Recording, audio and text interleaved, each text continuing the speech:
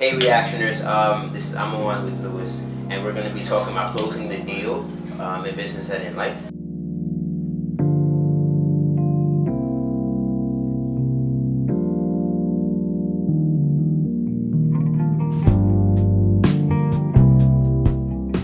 So Luis, what are the preparations that you think it takes to close the deal via business and life? So closing a deal is really a transaction. Essentially, both parties just need to feel that their needs have been fulfilled, right? So when you're selling a product, whether it's big or small, selling a house or selling a candy bar, both sides of the parties, they need to feel like they've gotten something away from the transaction. Now, the closing part, so the last part of the deal, is really when you set the final terms and you're saying, this is what I'm offering you and this is what's going to happen. And the receiving party says, okay, that's what's going to happen, so I'm going to pay you X amount of money, or I'm going to do this service for you in return, and that's it. And that's really what a close is, that's just closing up the deal. Now, if you're talking about closing in life, could you specify a little bit more? Because I have different ideas for that. Okay, so let's say, do you think, because I've been in business where we often identify business and dating is very correlated. Do you think it's very separate? Do you think you should keep your business and your personal life? I know obviously you should keep it separate, but how entangled are they? Okay. And you closing the deal. So you're talking about closing and dating? Yeah. Okay, that's fine. How relatable is it to business? It's incredibly relatable because it has to deal with just emotion. Business has to deal with a lot with logic, which is what it should be dealing with. But humans are not logical.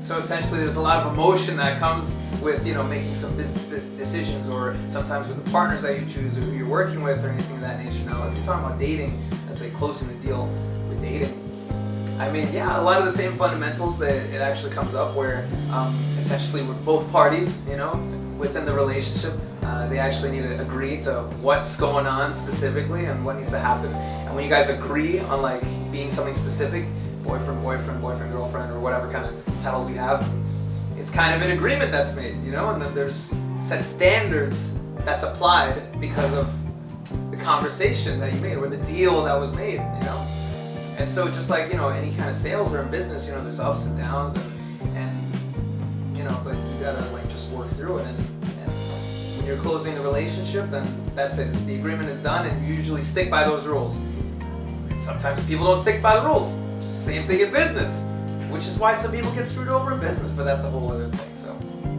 what do you think the most important sale is as far as when you're about to close a deal in any aspect? What do you think the most important sale is? That's interesting. The most important sale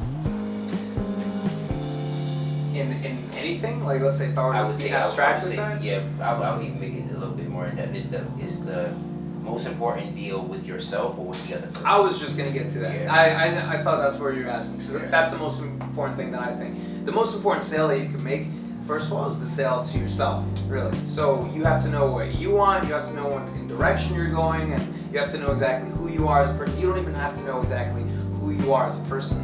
You just have to kind of know the path that you want to start leaning towards. A lot of people start getting in their head about things about, is this right or is this wrong, or should I actually, and you get more complicated with college or whatever if you're trying to build a career and everything, but you're never going to specifically know exactly what to do. No one ever knows exactly what path to do. However, a lot of people get more comfortable in a good way. A lot of people get more centered, they get more zen, they get more accepting of what's around them if they can first accept what's going on with themselves.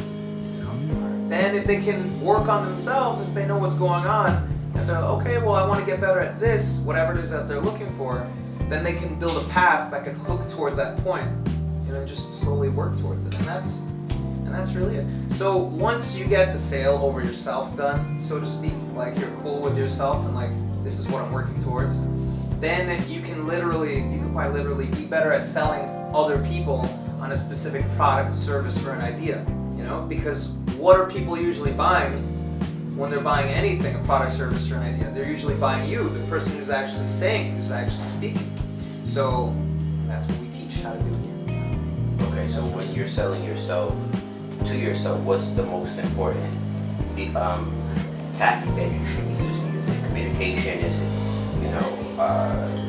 it indirect marketing, direct marketing? Because indirect marketing toward yourself could be you're very indirect about things. Like you're kind of like, and the director's like, this is what I want. That's interesting. I feel like we can have like an hour-long conversation on just that, because there's multiple paths that you can take. But if I were to just try to really condense it, it would be just being honest. Generally honest with yourself. A lot of people, they're just not honest with other people, mainly themselves, which is crazy. So if you are, you would know if you really relate better towards, let's say, reading or watching videos or getting specific mentorship, or if you enjoy all of them, that means you should take a piece of all of them. And that's really that, because every single person learns from every single way of learning. Like let's say if you feel like you're not a good reader, and if you're only good at, let's say, just taking instruction, like, okay, tell me what to do and I'll do it exactly what you say. All right, cool, maybe you are really prone to that, but it doesn't mean that you will not learn anything from reading.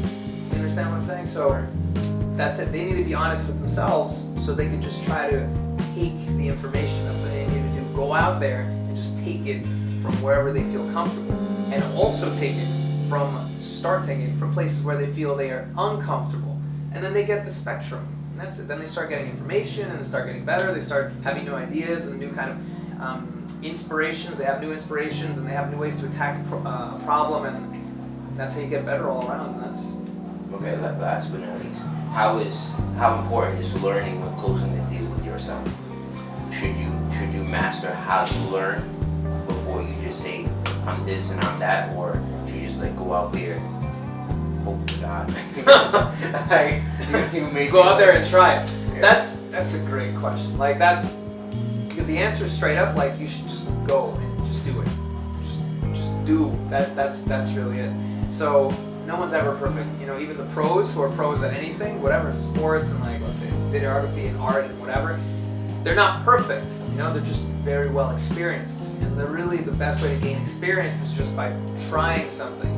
And usually you're gonna know that you're not even great at it, but the fact is, even if you're not great, you just try to do something, you just become that much better, just that little bit better, and it just stacks upon each other, and that's it. There's too many people, even myself included, that I've done this at times, and even now at times I have to get over that mental hurdle that, sometimes you want to try to accomplish something or do something, but you feel like you're not good enough, or you feel like you just shouldn't because it doesn't feel right, and that's really bad, because you know what?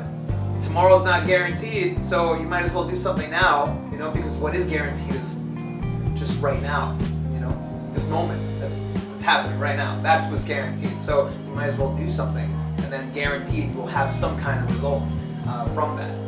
So that's really okay, reactioner. That's Luis and Amuan on Closing the Deal. Make sure you subscribe to us on YouTube, Instagram, and Facebook at First Reaction Inc. and Twitter at First Reaction New York.